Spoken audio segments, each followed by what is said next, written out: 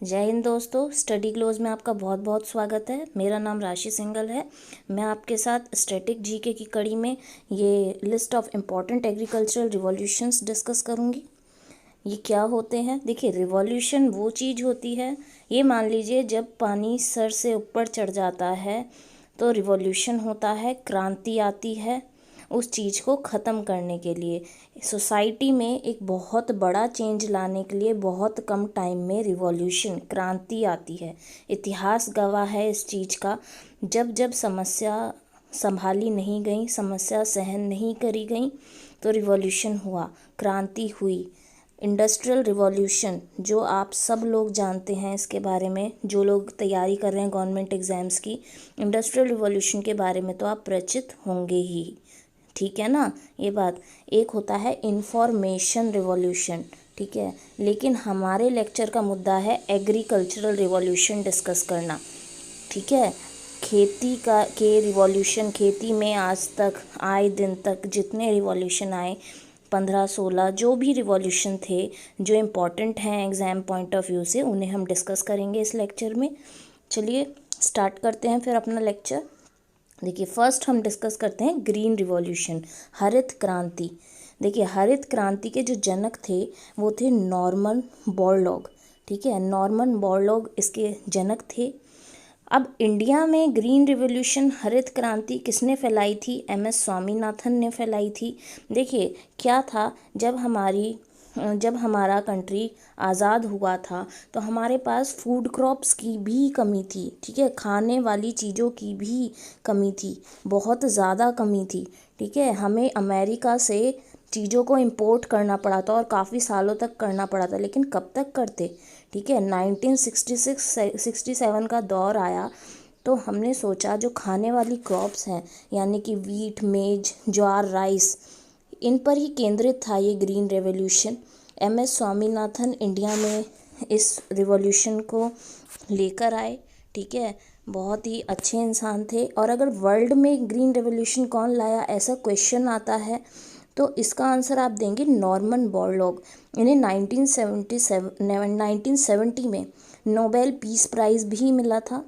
और इसमें क्या हुआ था ग्रीन रेवोल्यूशन में, जब ये ग्रीन रेवोल्यूशन हुआ तो हम हाई यील्डिंग वेराइटीज़, जो मॉडर्न टेक्नोलॉजी है, हमारे फार्मर्स वो यूज़ करने लगे, ठीक है। सबसे पहले ये 7 डिस्ट्रिक्ट में, 7 स्टेट की 7 डिस्ट्रिक्ट में स्टार्ट हुआ था। धीरे धीरे 29 नहीं थी उस टाइम स्टेट्स, जितनी स्टेट्स थी उनकी एक एक डिस्ट्रिक्ट में स्टार्ट किया गया और धीरे धीरे ये पूरे इंडिया में यूज़ होने लगा। इंडिया की हर डिस्ट्रिक्ट में high yielding varieties, seeds use होने लगे, ठीक है। और एक चीज़ और याद रखिएगा, ये क्वेश्चन भी आ जाता है कि जो ये टर्म है ग्रीन रिवॉल्यूशन, हरित क्रांति, ये किसने बोला था? इसे ग्रीन रेवोल्यूशन ये बोला था विलियम गाउड ने। ये यूके के थे और नॉर्मन बोरलॉग यूएस के थे, ठीक है। अब जो ग्रीन रेवोल्यूशन हुआ उससे हमारे जो फार्मर्स थे वो लिटरेट हो गए। पहले वो इलिटरेट थे, उन्हें नहीं पता था मॉडर्न टेक्नोलॉजीज़ के बारे में, उनकी इंपोर्ट डिपेंडेंसी कम हो गई। पहले हम अमेरिका से इंपोर्ट किया करते थे, बाद में ग्रीन रेवोल्यूशन के बाद वन ऑफ द एक्सपोर्टर बने, ठीक है। और इंपोर्ट डिपेंडेंसी हमारी कम हो गई, ठीक है। हमारे फार्मर्स रिच हो गए। वैसे रिच की तो बात ये थी कि जो बड़े बड़े फार्मर्स थे जिनके पास लैंड काफ़ी ज़्यादा था, 10 हेक्टेयर से ज़्यादा था या इतना ही था, वो रिच हो गए। बाकी लेबरर्स जो थे उन्हें काम मिल गया, ठीक है, क्योंकि जो क्रॉप्स थी हम ज़्यादा लेने लगे एक साल में, ठीक है, ज़्यादा ग्रो करने लगे। अब आगे आते हैं अपने वाइट रिवॉल्यूशन पर। देखिए, वाइट रिवॉल्यूशन रिलेटेड था मिल्क के उत्पाद से, ठीक है, मिल्क को बढ़ाने के उत्पाद से वाइट रिवॉल्यूशन केंद्रित था। ऑपरेशन फ्लड भी इसे बोला जाता है, ठीक है। इसमें हम कॉपरेटिव लेवल पर लेकर आए वाइट रिवॉल्यूशन को। जो मिल्क था हमारा, क्या हुआ करता था, बहुत छोटे छोटे हमारे जो मिल्क प्रोड्यूसर्स थे उनको रोज़गार अर्न करने के लिए कॉपरेटिव बनाया गया।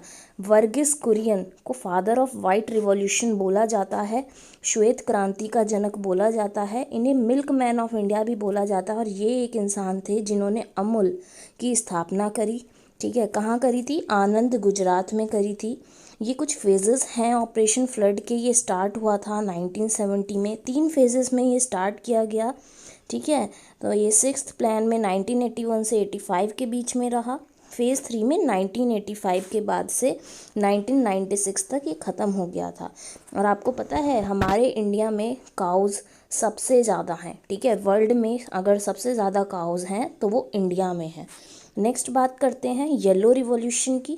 ये ऑयल सीड्स प्रोडक्शन को बढ़ाने के लिए था, उनका उत्पाद बढ़ाने के लिए था, स्पेशली मस्टर्ड और सनफ्लावर ऑयल, ठीक है, इनके उत्पाद को बढ़ाने के लिए। और सैम पिट्रोडा को फादर ऑफ येलो रिवॉल्यूशन बोला जाता है।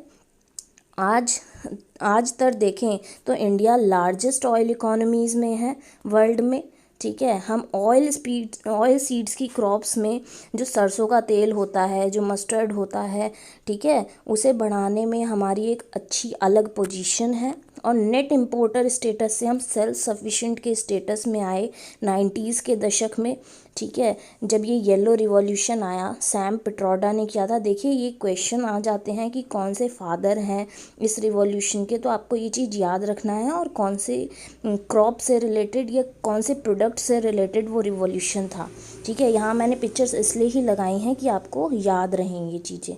चलिए नेक्स्ट मूव ऑन करते हैं ब्लू रिवॉल्यूशन पर। हरित नील क्रांति मिशन भी बोला जाता है इसे। ये इंडिया में फिशेस और मैरीन प्रोडक्ट्स को इंक्रीज़ करने के लिए था। क्या आपको पता है कि सबसे ज़्यादा फ़िश प्रोडक्शन कहाँ होता है वर्ल्ड में? चाइना में होता है, ठीक है, याद रखिएगा। ये 1960 में स्टार्ट हुआ था। इसके फादर थे doctor Arun Krishnan. Next pink revolution. देखिए पिंक रिवॉल्यूशन अनियन का प्रोडक्शन बढ़ाने के लिए, फार्मास्यूटिकल और प्रॉन एक सी फूड होता है, उसका प्रोडक्शन बढ़ाने के लिए ये पिंक रिवॉल्यूशन आया था। इसके फादर दुर्गेश पटेल थे, ठीक है। नेक्स्ट ब्राउन रिवॉल्यूशन लेदर के प्रोडक्शन को, लेदर के उत्पाद को बढ़ाने के लिए, कोकोआ क्या होता है जिससे चॉकलेट बनती है, ठीक है। और ये हमारे ट्राइबल एरियाज़ में फ़र्स्ट टाइम किया गया, विशाखापट्टनम डिस्ट्रिक्ट में। और जो ट्राइबल एरियाज़ थे उन्हें बताया गया, उन्हें इनकरेज किया गया कि वो एनवायरनमेंट फ्रेंडली कॉफ़ी कैसे उगा सकते हैं जिससे वो डिमांड को पूरी कर सकें, ठीक है। प्रॉन एक सी फूड होता है, मैं पिंक रिवॉल्यूशन में आपको बताना शायद भूल गई थी, ठीक है। नेक्स्ट मूव ऑन करते हैं ग्रे रिवॉल्यूशन। देखिए ग्रे रिवॉल्यूशन फर्टिलाइज़र, खाद से रिलेटेड था, ठीक है। ग्रे कलर की होती हैं ज़्यादातर खाद, इसलिए ये फर्टिलाइज़र से रिलेटेड था, बस आपको इतना याद रखना है इसमें। Next silver revolution. देखिए ये एग के प्रोडक्शन, अंडा उत्पाद से रिलेटेड था, ठीक है। इंदिरा गांधी को इसका जनक बोला जाता है सिल्वर रिवॉल्यूशन का, ठीक है। Next black revolution petroleum product से रिलेटेड था, क्रूड ऑयल से रिलेटेड था। देखिए हम जैसे नाइजीरिया, मिडिल ईस्ट की कंट्रीज़ हैं, उनसे जो ये पेट्रोलियम प्रोडक्ट्स हैं उन्हें इंपोर्ट करते हैं, तो उसको इंपोर्ट हम ना करें उसके लिए ये रिवॉल्यूशन लाया गया, ठीक है। लेकिन फिर भी हम आज तक भी उन इम्पोर्ट पे डिपेंडेंट हैं। धीरे धीरे हमारा जो उन पर डिपेंडेंस है वो कम होगा ही, ठीक है, ऐसी हम आशा करते हैं। अब वॉयलेट रिवॉल्यूशन, ये ऊनी प्रोडक्ट्स के उत्पाद को बढ़ाने के लिए था, ठीक है। ऊन से जो प्रोडक्ट्स बनते हैं हमारे, देखिए ऊन जो हमें शीप से मिलती है, और सबसे ज़्यादा शीप जो हैं वो इंडिया में है, ठीक है, याद रखिएगा। अब भेड़ होती हैं शीप। गोल्डन रिवॉल्यूशन फ्रूट से रिलेटेड था, हनी के प्रोडक्शन, हॉर्टिकल्चर डेवलपमेंट से था। देखिए इन प्रोडक्शन से हॉर्टिकल्चर डेवलपमेंट वगैरह से फार्मर्स जो हैं, हमारे किसान जो हैं, उन्हें अर्निंग्स ज़्यादा होती हैं। इसके फादर निरपक टूटेज को बोला गया। और ये याद रखिए इंडिया में अगर इंडिया में बोलें फ्रूट्स की प्रोडक्शन सबसे ज़्यादा कहाँ पर है, वो मुझे आप कमेंट सेक्शन में बताइए। चलिए वर्ल्ड की मैं बता देती हूँ। वर्ल्ड में सबसे ज़्यादा फ्रूट्स जो उत्पाद करता है, सबसे ज़्यादा फ्रूट्स का उत्पादन होता है वो चाइना में होता है, ठीक है, ये याद रखिएगा। Next golden fibre. देखिए कंफ्यूज मत होइए गोल्डन रिवॉल्यूशन और गोल्डन फाइबर से। Golden fibre revolution jute production से रिलेटेड है, ठीक है, जैसे ये जूट के थैले बनते हैं ना, इनसे रिलेटेड है, ठीक है। इनके प्रोडक्शन को बढ़ावा दिया गया जिससे हम प्लास्टिक के यूज़ को कम कर सकें, ठीक है, इसलिए किया गया होगा, हमने जूट के थैले बनाए, राइट। अब देखिए अब मेरे को इससे रिलेटेड एक क्वेश्चन बताइए कमेंट सेक्शन में, एक आंसर बताइए क्वेश्चन का। सबसे ज़्यादा जूट का उत्पाद कौन से कंट्री में होता है वर्ल्ड में, और इंडिया की भी बताइए। इंडिया में होता है और कौन सी स्टेट में होता है, इंडिया कौन से नंबर पे आता है वर्ल्ड में। ये सारे क्वेश्चंस का आंसर मुझे कमेंट सेक्शन में दीजिए। Next, silver fibre revolution. इसको सिल्वर रिवॉल्यूशन से कंफ्यूज मत कीजिएगा, सिल्वर फाइबर कॉटन से रिलेटेड है, ठीक है। अब रेड रिवॉल्यूशन पर आते हैं। ये मीट के प्रोडक्शन, टमाटो प्रोडक्शन से रिलेटेड है। इसके फादर विशाल तिवारी को कहा जाता है। रेड टमाटो होते हैं, ठीक है, आपको याद रह जाएगा। राउंड रिवॉल्यूशन पटैटो से रिलेटेड है। अब मेरे को ये बताइए पटैटो सबसे ज़्यादा कहाँ होते हैं। चलिए मैं ही बता देती हूँ। पटैटो वर्ल्ड में सबसे ज़्यादा रशिया में होते हैं। राउंड से याद रखिएगा रशिया, ठीक है। ये क्वेश्चंस आ जाते हैं इसलिए मैं आपको बता रही हूँ। Next, protein revolution. इसे सेकंड ग्रीन रेवोल्यूशन भी बोला जाता है। इसमें प्रोडक्शन को बढ़ाने के लिए ये रिवॉल्यूशन किया गया। पीएम नरेंद्र मोदी और जो हमारे फाइनेंस मिनिस्टर थे उस टाइम, अरुण जेटली, उन्होंने ये रिवॉल्यूशन किया, ठीक है। वो ये प्रोटीन रिवॉल्यूशन लेकर आए और हमारी जो फार्म सेक्टर में ग्रोथ है उसे 4% रखने के लिए, सस्टेन करने के लिए, कि इतनी तो रहे, इससे ज़्यादा हो तो अच्छा है, ठीक है। गवर्नमेंट ने technology driven second green revolution लाए वो, जिससे प्रोडक्टिविटी बढ़े और प्रोटीन रिवॉल्यूशन नज़र में आए, ठीक है। So this is all about the lecture. If you have any query regarding the lecture, mail me on 16srashi@gmail.com।